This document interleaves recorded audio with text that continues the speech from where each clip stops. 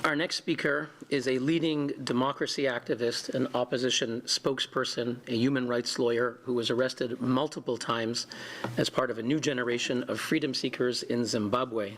Fadzayi Mahere is someone who has a Master's of Law from the University of Cambridge. She enjoyed a distinguished legal career abroad, worked for the International Criminal Court in The Hague, for the UN International Human Rights Tribunal in Rwanda, and she could have stayed abroad and had a very prominent legal career, but she went back home to Zimbabwe, which in many ways is a failed state, and has the courage to speak out against the government. She was arrested multiple times. We didn't know she'd be able to make it here to Geneva if her passport wouldn't be taken away. We're really thrilled that you're here with us. Fadzayi, you have the floor. Thank you, Halal. 2 years ago, I woke up in a maximum security prison in Zimbabwe with no toilet, no water, and no underwear.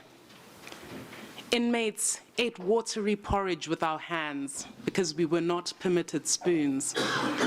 Before lights off, we had to line up in queues for roll call, groups A, B, C, or D. D was for dangerous. And even though the other women there had committed murder, armed robbery, and infanticide, I was put in the dangerous group, all because of a tweet. So it might surprise you that after repeated arrests and wrongful imprisonment, I've come here today to the UN, optimistic, because the crackdown now taking place in Zimbabwe is a sign that we're winning. Even within his own party, Mr. Mnangagwa is weak. Their own intelligence tells them that the opposition will win this election in the coming summer. I'm the national spokesperson for the Citizens Coalition for Change, the country's main opposition party. Because we dare to challenge the system, I've been arrested repeatedly. My car has been smashed 4 times. I survived an armed robbery on my house.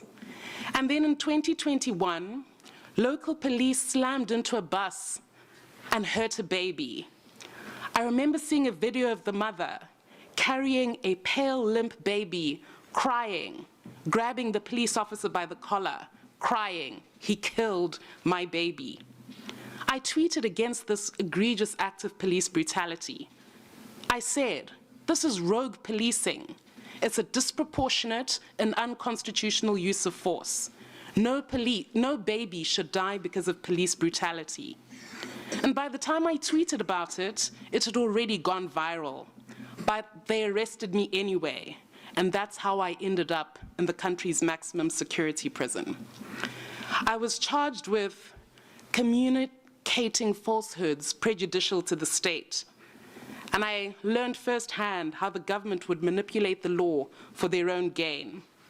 The magistrates and prosecutors had no regard whatsoever for my fair trial rights.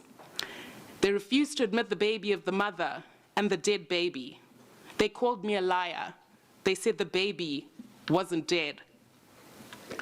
I faced a potential 20-year prison sentence because of my tweets. I'm free for now.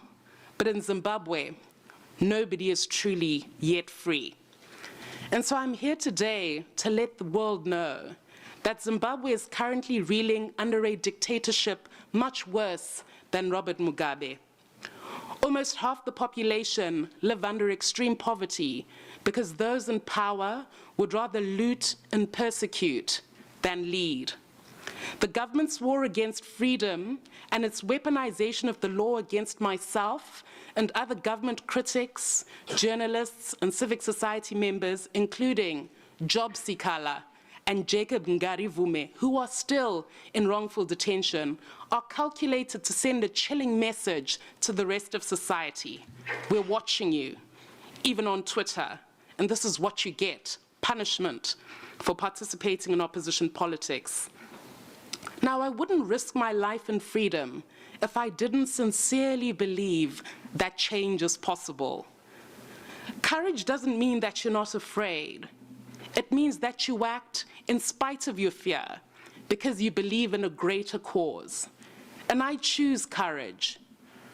This summer, Zimbabweans go to the ballot box with one simple mission: to win Zimbabwe for change, to install ethical, competent leaders who believe in freedom, dignity, and prosperity for the many and not just the few.